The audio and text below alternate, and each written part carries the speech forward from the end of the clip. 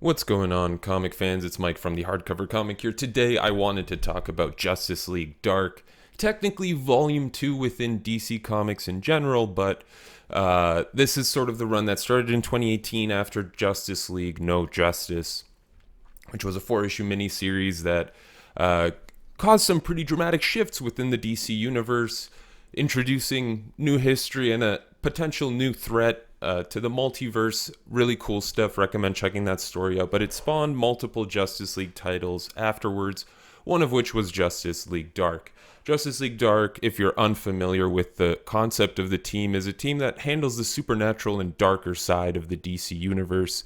A really cool team. You get really cool characters, and because they're dealing with the dark and supernatural side of the DC universe, their morality, their decision-making, the characters that they become are shaped by the environment in which they operate. So it leads to some very interesting character development, some creative handling of villains and dangerous situations for the characters.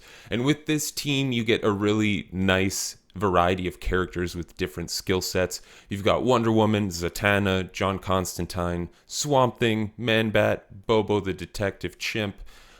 Fantastic characters. Dr. Fate makes many appearances as well.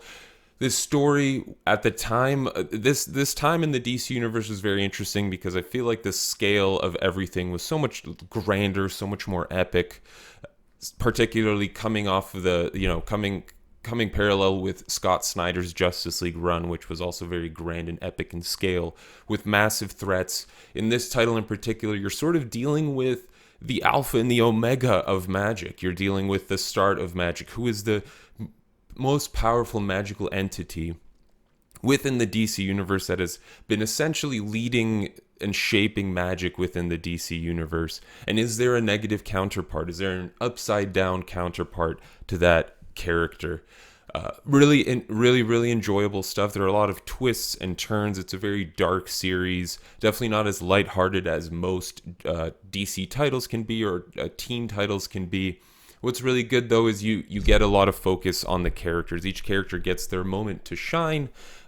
Obviously, that's all credit goes to the writers of this series, primarily James Tynion IV and Ram V, working on the title. James Tynion IV really shaping everything for the first, I think, 18 issues or so, including the crossover with Wonder Woman, sort of near the start of the title, a quick little crossover story to get Wonder Woman more integrated into this dark, supernatural, magical side of the DC universe, which is a really cool thing that was done. I really like this team. There's unusual characters in the team like Man-Bat, which is not unlike James Tynion IV. We saw Clayface in his Detective Comics run, and now we got to see Man-Bat in a Justice League Dark team, and it works really well. I really enjoyed it. Seeing Dr. Fate as often as you get to see the Lords of Order here. You get to see some of the chaos within the magical side of the DC universe. A lot of moving pieces. This title in general between Tynion and Ram V is a love letter to everything supernatural within the DC universe. You can feel the power of these characters again. I feel like magic at times is sort of swept away and kind of ignored unless it comes to Superman, who's weak to magic. But with this title, you get to feel the real power of magic within the DC universe, how cool it can be, how well utilized it can be.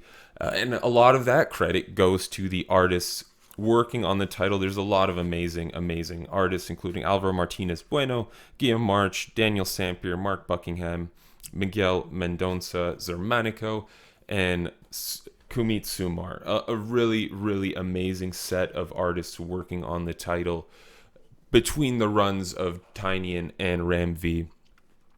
I was floored. Of course, I've read the new 52 run of Justice League Dark, which was the real first incarnation of the title.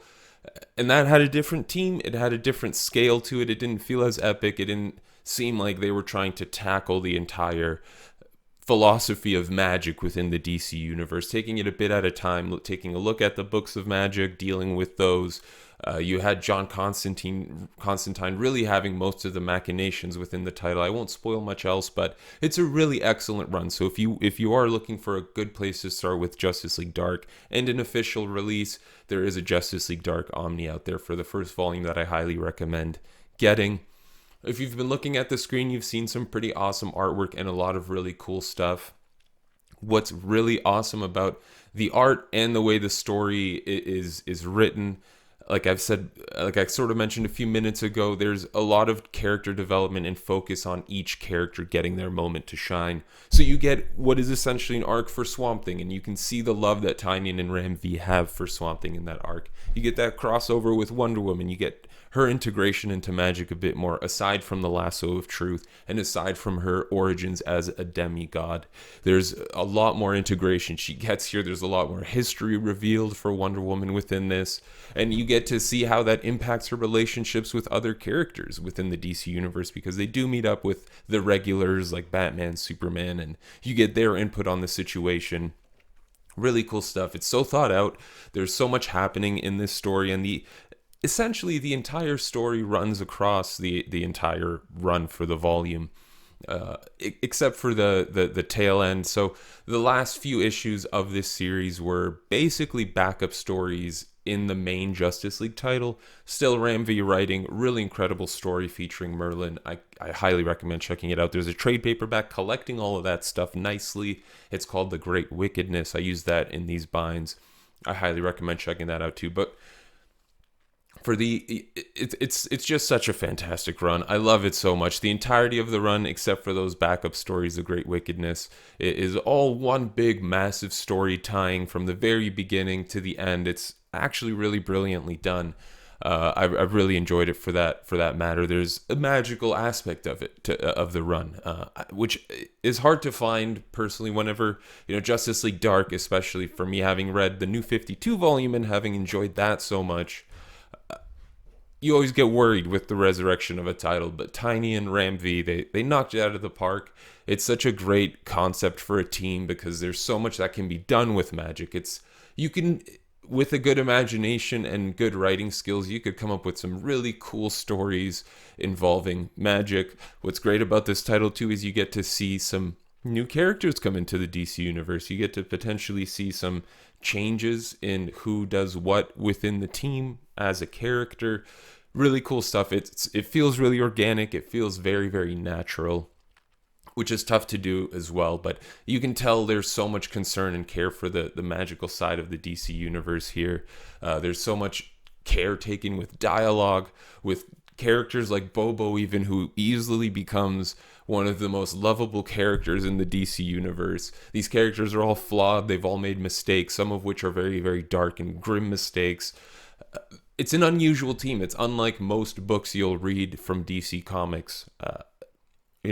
The supernatural side of DC, I think, has told some really powerful stories in terms of character redemption and the way relationships can work when it comes to being responsible and getting things done. With characters like John Constantine as well, you always get the little element of wit and his humor and the craziness of his ideas and the scams that he pulls. It's just a very diverse story that I really enjoy, and I hope we get to see more Justice League Dark, because it'd be honestly a bummer if this was the end of the line for the team. Real quick, one mention, organicpricebooks.com. If you're looking to get the trades for this series, best place to go. Amazing shipping, amazing customer service. We've got 2 promo codes, THC2 and THC Ship It Together. They'll be down in the description below for you to copy and paste as well, but they'll save you a little extra on your already discounted prices. Want to thank you all very much for tuning in. Let us know down in the comment section below what you think of Justice League Dark. What would be your favorite team? Thank you all very much for tuning in. Until next time, you stay classy, Internet.